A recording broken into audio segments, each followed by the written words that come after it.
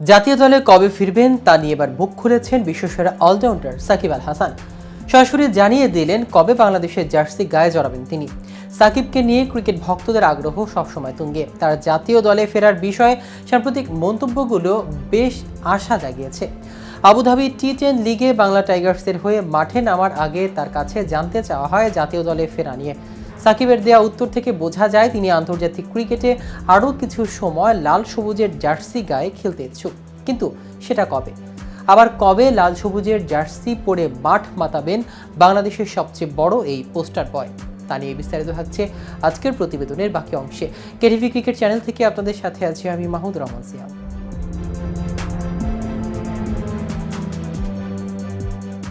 বুধবার দুবাইয়ের আবুধাবিতে টি10 লিগ শুরুর আগের দিন সংবাদ সম্মেলনে হাজির হয়েছিলেন 10 দলের অধিনায়ক। সেখানে সাকিবকে জাতীয় দলে ফেরা নিয়ে প্রশ্ন করা হয়। সেই প্রশ্নের জবাব এক লাইনে দিয়েছেন সাকিব আল হাসান। তিনি অনেকটা হেসে হেসেই বললেন, এই টুর্নামেন্টের পরে দেখা যাবে। এরপরই জানতে চাওয়া হয় আসন্ন চ্যাম্পিয়ন্স ট্রফিতে আপনাকে দলে দেখা যাবে কিনা। সেখানেও সাকিবের ছোট উত্তর ছিল, এখন এই টুর্নামেন্ট নিয়ে পুরো ফোকাস করছি। আবুধাবি টি10 লিগ শেষ হবে আগামী 2 ডিসেম্বর। 8 ডিসেম্বর ওয়েস্ট ইন্ডিজ শুরু হবে বাংলাদেশের ওয়ানডে সিরিজ। সাকিবের কথা যদি সত্যি হয়ে থাকে তবে সম্ভবত তাকে দেখা যাবে সেই সিরিজে। নির্বাচকরা এখনও সাকিবের সম্পর্কে কোনো নিশ্চয়তা পাননি। বোর্ড সভাপতির সিদ্ধান্তে অপেক্ষায় তারা। আগামী সপ্তাহে ওয়ানডে দল ঘোষণা করা হতে পারে। আগামী ফেব্রুয়ারি-মার্চ মাসে হবে আইসিসি চ্যাম্পিয়ন্স ট্রফি। সবকিছু ঠিক থাকলে সেই টুর্নামেন্ট থেকে অবসরে যাবেন বাংলাদেশ ক্রিকেটের সবচেয়ে বড় পোস্টার বয়।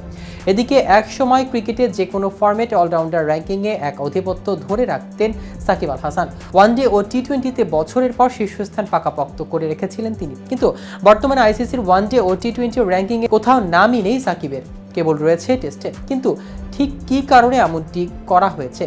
মূলত 3টি কারণে আইসিসির র্যাঙ্কিং থেকে বাদ পড়তে পারেন একজন ক্রিকেটার। একটি নিষেধাজ্ঞা বা বহিষ্কার, দ্বিতীয়টি 19 সালে জুয়ারের প্রস্তাব গোপন করার দায়ে সাকিবকে 2 বছরের নিষেধাজ্ঞা দিয়েছিলেন আইসিসি। তখন র্যাঙ্কিং থেকে তার নাম সরানো হয়েছিল, তবে সাকিবের ক্যারিয়ারে এমন ঘটনা আর ঘটেনি। দ্বিতীয় কারণ অবসর। 2024 টি20 বিশ্বকাপের পর সংক্ষিপ্ত এই ফরম্যাট থেকে অবসরের ঘোষণা দেন সাকিব। ফলে 20 ওভারে আন্তর্জাতিক ক্রিকেট থেকে তার নাম স্বাভাবিকভাবেই কেটে দেওয়া হয়েছে।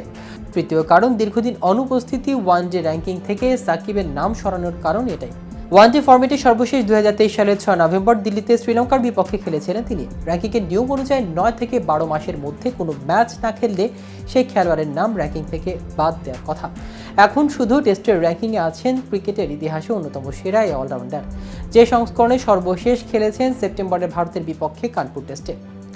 সাকিবের এমন অনুপস্থিতি বাংলাদেশ ক্রিকেটের জন্য এক ধরনের শূন্যতা তৈরি করেছে। র্যাঙ্কিংয়ের সেই শীর্ষস্থান হয়তো অন্য কোনো অলরাউন্ডার পূরণ করতে পারবেন, কিন্তু দীর্ঘদিনই সাকিবের প্রভাব ক্রিকেট অঙ্গনে থেকে যাবে তা বলার অপেক্ষা রাখে না। তো ভিউয়ার্স, ভিডিওটি সম্পর্কে আপনাদের কোনো মতামত থাকলে আমাদের কমেন্ট করে জানাতে পারেন। সাথে সাথে নিয়মিত ক্রিকেট আপডেট, ইনফরমেটিভ ভিডিও পেতে কেটিভি ক্রিকেটের সাথেই থাকুন। ধন্যবাদ সবাইকে।